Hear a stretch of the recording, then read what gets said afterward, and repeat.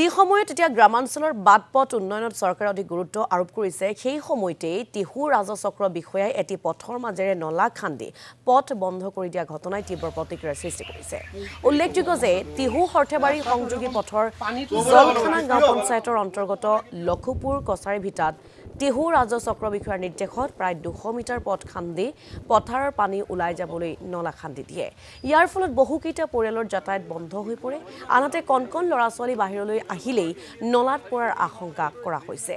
টিহু পৌৰসভাৰ এগৰাকী ৱাৰ্ড সদস্যাৰ এলেকাৰ প্ৰায় 4খন পথাৰৰ পানী ওলাই যাবলৈ এনেদৰে পঞ্চায়ত এলেকাৰ পথ খান্দি নলা বনোৱাৰ অভিযোগ উত্থাপন হৈছে। অসহায় ৰাইজে এতিয়া জিলা আয়ুক্তৰ হস্তক্ষেপ কামনা কৰিছে। ইফালে পথ মেৰামতিৰ পৰিৱৰ্তে টিহু ৰাজচক্ৰ বিষয়াই পথ বন্ধ কৰাৰ অধিকাৰ ক'ত পালে বুলিও একাংশ লোকে প্ৰশ্ন উত্থাপন কৰিছে। এই ৰাস্তা খান্দি 200 মিটাৰ পানী ওলোৱা নালা খান্দিছে, কিন্তু এই নালাটোতো ইয়াত নাই।